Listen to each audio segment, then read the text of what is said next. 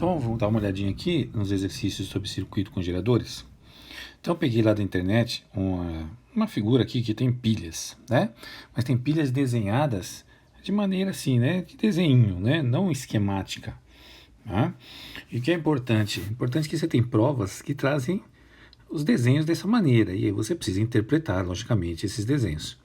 Então o mais importante no caso das pilhas, ou do desenho das pilhas, é o ressaltozinho que ela tem aqui, ó. O que esse ressaltozinho ele significa? Ele significa que esse lado é o lado positivo da pilha, tá? Potencial positivo vai estar aí nesse lado da pilha, enquanto que o outro lado vai estar o potencial negativo, beleza? Aqui embaixo nesse desenho tem um aparelho que eu não sei o que é isso daí, mas ele está representando uma resistência elétrica, tá? Então aqui é uma resistência elétrica para fechar o circuito e ainda a gente tem um amperímetro aí para medir a intensidade da corrente. Beleza, então eu já entendi o que tem na figura. Qual é a nossa missão inicial? Transformar essas pilhas em elementos de circuito representados eletricamente. Então aqui no canto direito, ó, o que você tem? A representação da pilha com o ressalto e a parte reta atrás, que na verdade deve representar para a gente o que? Uma resistência interna e uma força eletromotriz, ok? Então essa é a representação que a gente usa para pilha, para gerador, para bateria e etc. Então qual é a nossa missão? Botar essa figura no lugar das pilhas. Aqui eu botei alguns valores, né? 10 volts, 3 ohms e 8 ohms, né? E a gente vai utilizar esses valores na figura então. Dá uma olhadinha aqui, ó. Cada manchinha amarela dessa aqui é uma das pilhas, com sua força eletromotriz de 10 volts e sua resistência interna de 3 ohms. Tranquilo? Lá embaixo, a resistência de 8 para fazer esse circuito funcionar. Tá? No exercício que tem lá na atividade avaliativa, a gente só quer que você faça a parte de cima, a parte de associação. Faça o desenho e associe para chegar no gerador equivalente. Então, como que eu chego nesse gerador equivalente? Se você observar esses dois que estão aqui em cima, eles estão em série. Por estarem em série, eu posso associá-los e transformá-los em um só. Esse um só, ele vai ser composto por qual força eletromotriz? Aí você lembra que em série a gente soma as forças eletromotrizes. Então se tem 10 volts para cada uma, aqui a gente vai ter 20 volts. E a gente também soma a resistência interna. Então se tem 3 e 3, aqui você vai ter 6. Pronto. Ok? Então essa aqui é o quê? Esse é o gerador equivalente de duas que estão em série. Como eu tenho mais duas em série embaixo e mais duas mais embaixo, esse resultado também vale, como são todos iguais, vale também para os de baixo. Então, olha lá, vai valer aqui, ó, para esse daqui e vai valer aqui também, ó. Ok? O que a gente repara agora? Que a gente tem 3 geradores associados em paralelo e que depois vão fazer ligar aqui, logicamente, a nossa resistência, ó, R. Beleza? Para associar em paralelo, você lembra a regra que a gente viu nas últimas semanas? Como eles estão entre os mesmos pontos, você vai manter a força eletromotriz e vai fazer a regra do paralelo para as resistências.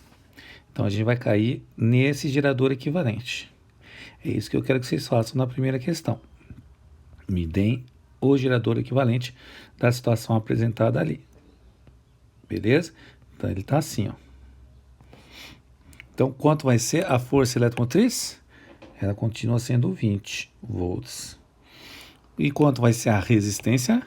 A resistência agora vai valer 2. Por que 2? Porque a resistência equivalente ela vai ser o valor dividido pela quantidade. Então é 6 dividido por 3. dá 2. Então, essa história aqui, ó, isto é o nosso gerador equivalente. Ok? Só que nesse caso aqui, esse gerador equivalente vai estar fazendo funcionar uma resistência. Pode ser uma lâmpada, pode ser um aquecedor, algo do tipo. Ok? Então, eu tenho a resistência de 8 aqui. E aí, isso é o que eu quero lá no segundo exercício. Você vai ter um circuitinho simples. Eu quero que você indique para mim o sentido da corrente. E aí você sabe que o sentido da corrente sai do positivo, vai para o negativo. Então, nesse caso aqui é o sentido horário. Ok?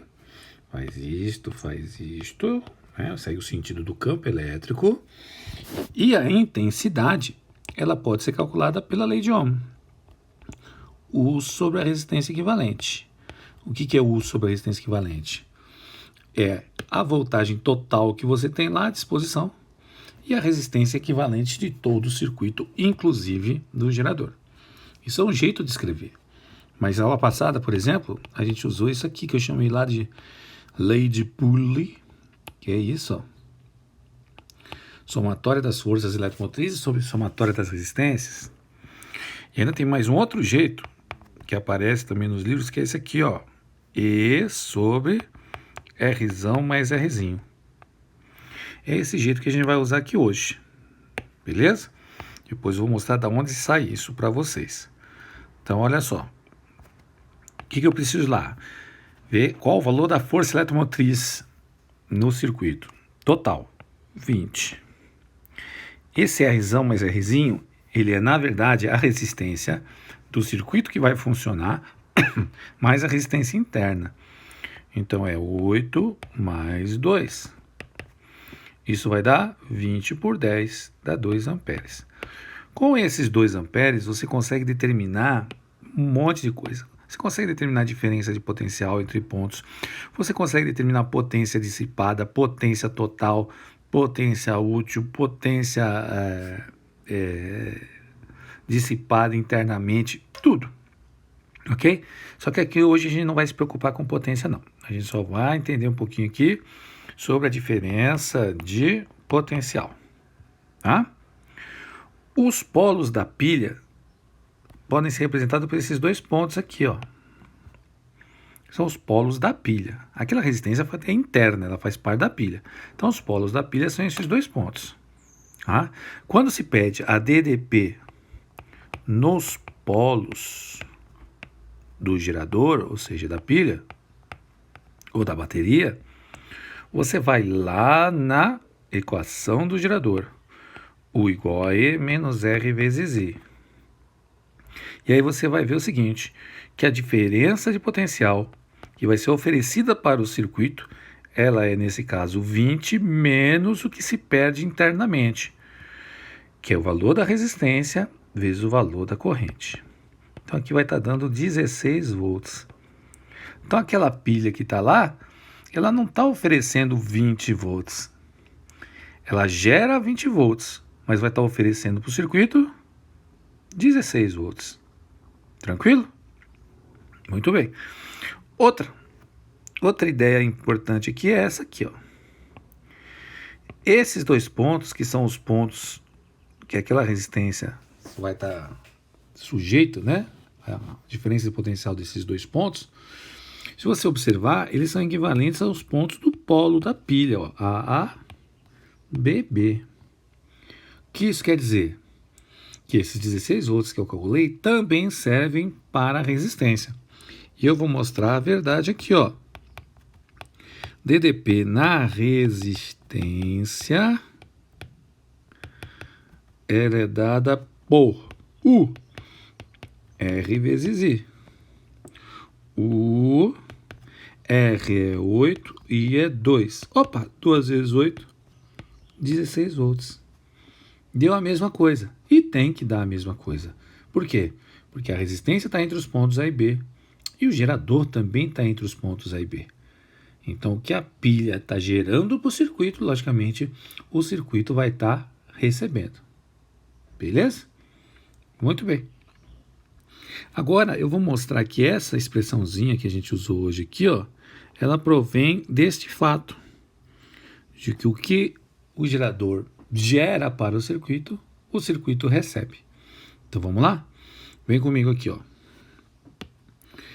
Se o gerado para o circuito é E menos RI, e se U é R vezes I, então eu posso escrever que E menos R vezes I é igual ao quê? Rzão vezes I. Que E é igual a Rzão vezes I mais Rzinho vezes I. Que o I pode ser colocado em evidência, fazendo Rzão mais Rzinho. E que o I vai ser E sobre Rzão mais Rzinho. Tá aqui. Pronto. Essa daqui é a relação que a gente utilizou, que nada mais é que a primeira lei de Ohm. Ok? Tensão sobre resistência. Tensão total, que é a força eletromotriz, sobre resistência total, que é a soma da resistência interna dos geradores mais a resistência do circuito. Belezura? Então é isso, gente. Dá uma olhadinha lá na avaliação, faz bonitinho, entrega e vamos pra frente. Abraço.